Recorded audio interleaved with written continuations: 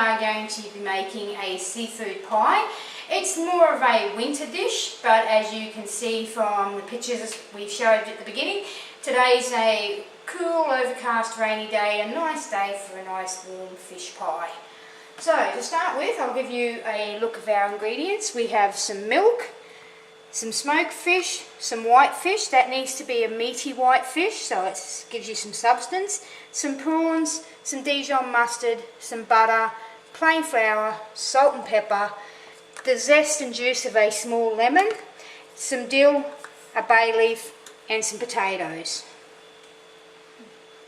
And to start with, we'll get the milk on to start warming up because you'll be cooking your fish in the milk. And so that's your milk goes into a frying pan with some bay leaves, and then you turn it up to heat. You don't want it to boil, you just want it to simmer, so you need to keep an eye on that and make sure it doesn't boil. And then we're going to do the potatoes. Now, you can do these two ways today because I'm going to show you a quick way to do it. I'm going to put them in the microwave and steam them, but you can do the traditional on the stove top if you want to and boil them. So to cook them in the microwave, I just cut mine into smaller pieces, dice them up. They don't have to be exactly symmetrical and even, just nice dice pieces. I'm using about 500 grams of potatoes, but this will vary depending on how big of a pie you're planning on making. And a variation I make on this is if I don't feel like doing the potatoes and boiling them and mashing them, you can get some puff pastry and substitute the potato top with some puff pastry and just cook it with that. So I've diced all my potatoes. I've put just a little bit of water in the bottom of my steamer. I cover it and then I pop it into the microwave. I start with about, that's the wrong time, but we'll start with, I'll clear that, about 8 minutes, and then just check on it, and then just keep cooking them until they're nice and soft and tender. Now, as you can see, our milk is now starting to heat up and getting a simmer to it.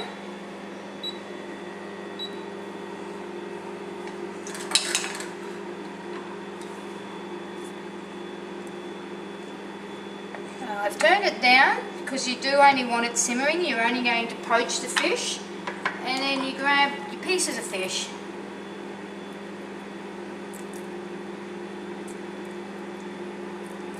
and place them in your frying pan to cook.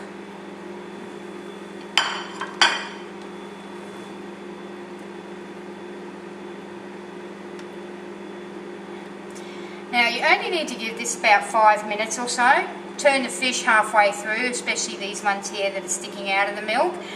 You don't have to be too worried if it isn't cooked all the way through because you will be putting this in the oven to cook for another 20 minutes or so to brown up and heat up in the oven, so the fish will finish cooking in there. That's the reason why we don't cook the prawns now. They'll go rubbery if we try to cook them now and then put them in the oven.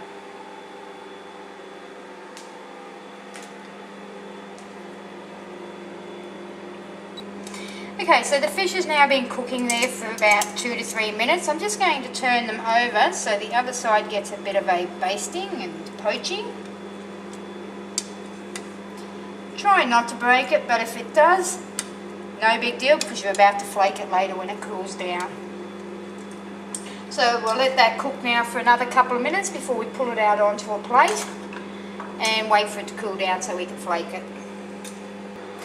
Okay, so I'm going to take the smoked cod out of here now and leave the other piece of fish in there for another couple of minutes, simply because they are two different thickness. The cod's cooked a bit quicker than the white fish has, and for today I'm actually using ling as my white fish, so it's a heavier, meatier fish. It needs a couple more minutes more than the smoked cod does. So I'm just going to leave that in there for a few more minutes, and then it'll come out and it'll go with that, with the cod. We'll cool it down, flake it, and it's ready to go into our pie. Okay, so the other piece of fish now has had another extra couple of minutes of fish cooking, I should say, and it's ready to come out. So we'll just leave that there to cool with the smoked cod, and I'll pull this pan to the side because we'll be using that to make the fish sauce with. And I'll just put this saucepan on to heat while we're mashing the potatoes, and that'll be ready for us to make the white sauce for the seafood pie. The potatoes are ready to be mashed. I actually give them a full 10 minutes in the microwave, so just keep an eye on them, as I said. Give them 8, see what they're like, give them another few minutes if you need to. So I'm going to quickly strain them in the sink, because there's a little bit of water in the bottom of it, so I'll just give them a quick strain.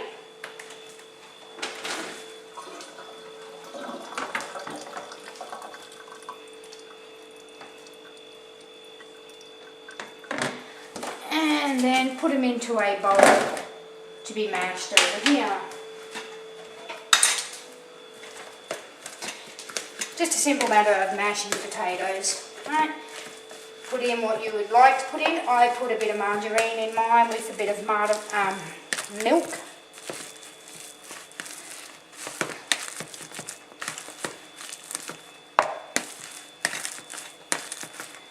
And this is one time where if they're a little bit lumpy, it doesn't matter because it goes on top of the pie and you get that nice little piece of potato in your mouth along with the fish. So you can make them as smooth as you want, or you can leave them crushed or with a little bit of lump in it.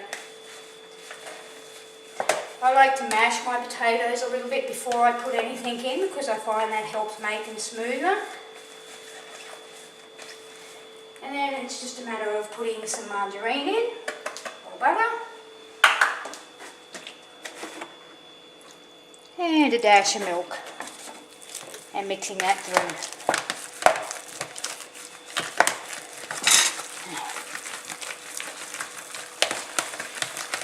As little as much as you like. I like my potatoes to be very creamy, and I like the margarine in it, but if you're not a fan of a lot of margarine, substitute the margarine and add extra milk.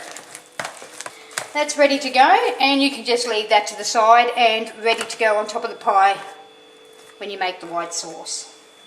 To make the white sauce, we turn the saucepan up to a medium heat and add the margarine to it. Stir it until it's melted. And while you're making the white sauce, and I'm waiting for that to come to heat, you turn your oven on to 180 degrees, ready to put the pie in once you finish making it. Alright, so that's melted and now ready and heated. You add your flour and stir. Now you need to cook this for about a minute to cook the flour into the margarine. And then once you've done that for a minute, you add the milk to the flour and margarine mixture. But first of all, you make sure that you take out your bay leaves that you had in there cooking the fish with, because you don't want them into your white sauce mixture.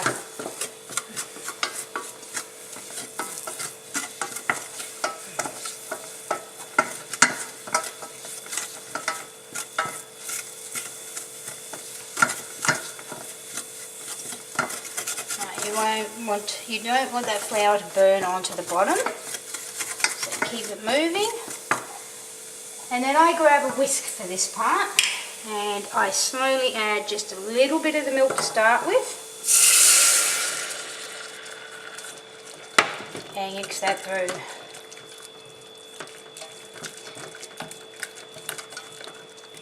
Once it starts thickening up like that, add some more milk. The one thing you need here is a nice smooth sauce, so you need to work really hard and quick to make sure that you don't get any lumps in it.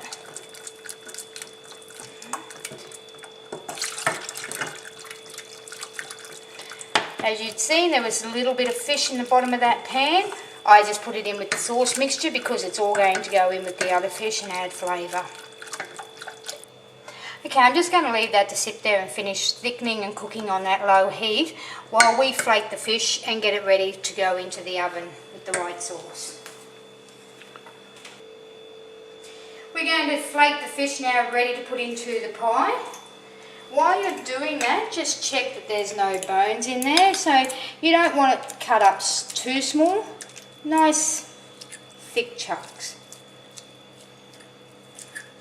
You want to be able to taste it and feel the fish in your mouth as you're eating it.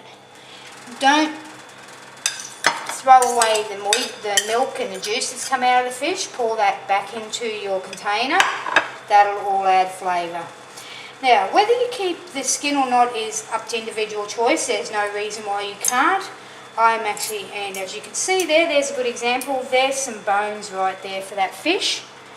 So we will pull that apart along here and just run our fork through it and pull away any bones that might still be there. Alright, so that's an example of what I'm talking about. You just need to check the bones, and I'm just going to pull that over to here and on the bench so it doesn't accidentally end up back into the pie mixture, because that's the last thing you want.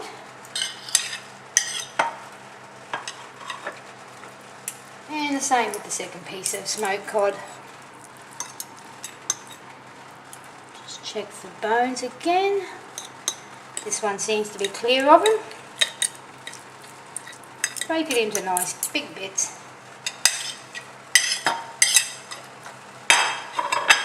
And then you add the uncooked prawns to it here. And either use your fingers or a fork and give it a good mix so that it's evenly through the container.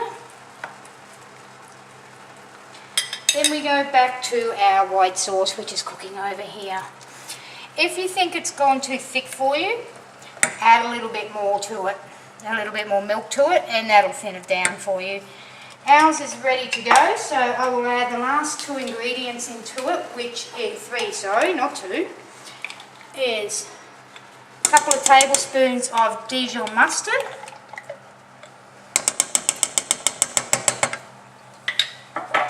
the zest and lemon juice from 1 lemon,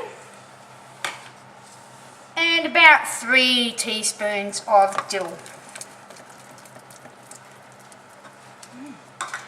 So you give that a stir, mix it all through, and of course a little bit of salt and pepper.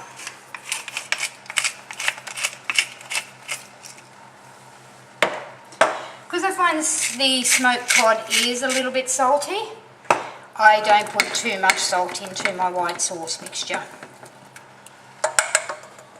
And then we just pour that over to our fix fish mixture.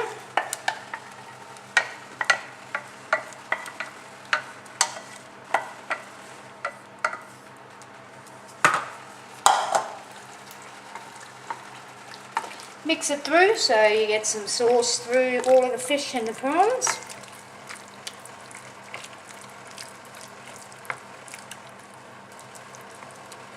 Smooth it out, and then I'll just grab a clean spoon from over in the drawer here.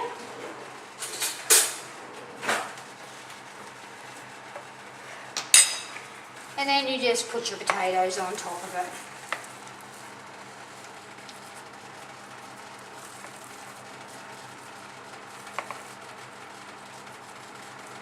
So if you were going to substitute here and put the pastry instead of potatoes, this is where you do that step, and you use a little bit of a smaller container so that the pie filling comes right up to the top and is easier to use.